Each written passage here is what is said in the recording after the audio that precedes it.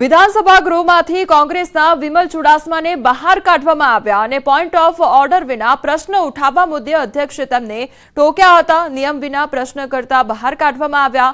ઉલ્લેખનીય છે કે ગુજરાતમાં ખનીજ માફિયાઓ બેફામ થયા હોવા મુદ્દે વિમલ ચુડાસમાએ સરકારને પ્રશ્નો કર્યા। જૂનાગઢ જિલ્લાના ચોરવાડ શહેરમાં પ્રવીણ રાઠોડ અને લલિત રાઠોડ દ્વારા મોટા પ્રમાણમાં ખનીજ ચોરી થતી હોવાની વાત કહી। ખનીજના અધિકારીઓ તપાસ અર્થે જતા ન હોવાનો આરોપ પણ લગાવવામાં આવ્યો છે। જૂનાગઢ જિલ્લાનું ચોરવાડ શહેર આવેલું છે। ત્યાં પ્રવીણ રાઠોડ ઉર્ફે કેસરી અને લલિત રાઠોડ આ મોટા ખનીજ માફિયાઓ છે। એના સર્વે નંબર લેટર પેડ ઉપર લખીને કે આ સર્વે નંબર ઉપરથી આટલી ખનીજ ચોરી થયેલી છે।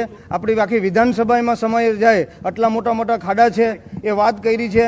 અને મેં કીધું કે ભાઈ એમાં તાત્કાલિક ધોરણે એમને ત્યાં તપાસ કરવામાં આવે, સર્વે કરવા।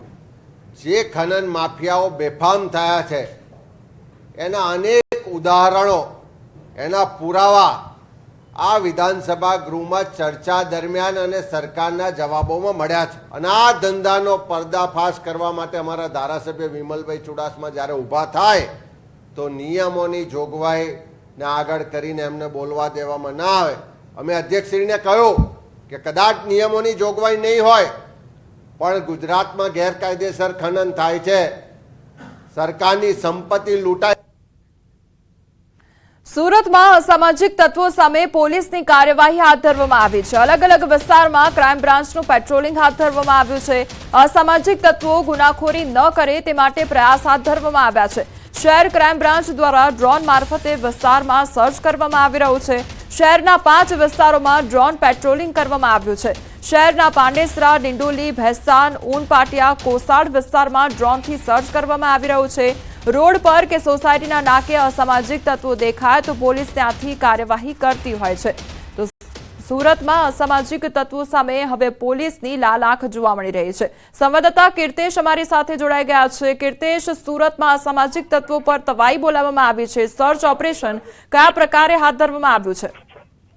બિલકુલ, ગુજરાતમાં જે પ્રકારે ડીજી દ્વારા 100 કલાકનું અલ્ટિમેટ બાદ ગુનેગારોની યાદી બનાવવામાં આવી હતી અને ગુનેગારો પર જે રીતે ગુજરાત પોલીસ સાથે સુરત પોલીસે લાલ આંખ કરી છે, અસામાજિક તત્વોની ગેરકાયદેસર મિલકતોનું ડિમોલેશન ચાલે છે, ત્યારે સુરત શહેરમાં કાયદો અને વ્યવસ્થા જળવાઈ રહે તેના માટે ક્રાઇમ બ્રાન્ચની ટીમ દ્વારા અલગ અલગ વિસ્તારોમાં ડ્રોન મારફતે સર્ચ કરવામાં આવે છે। શહેરના અલગ અલગ 5 વિસ્તારોમાં ડ્રોનની મદદથી પોલીસ દ્વારા સર્ચ કરવામાં આવ્યું હતું। ખાસ કરીને સુરતનું પાંડેસરા હોય, ડિંડોલી, ભેસ્તાન, ઊનપાટિયા, કોસાડ આવાસ સહિતના વિસ્તારોમાં ડ્રોનની મદદથી અસામાજિક તત્વો પર વોચ રાખવા સાથે ગુનાખોરી ડામવાનો એક પ્રયાસ સુરત પોલીસે શરૂ કર્યો છે। કે સુરત પોલીસે ગુનેગારો પર જે પ્રકારે કાયદાનો સકંજો કહી છે તેને લઈને ગુનેગારોમાં નાસભાગ નીકળી ગઈ છે, ત્યારે શહેરમાં શાંતિ જળવાઈ રહે તે માટે સુરત પોલીસ દ્વારા અલગ અલગ ઓપરેશનો હાથ ધરવામાં આવે છે। તેમાંનું આ એક ઓપરેશન હતું।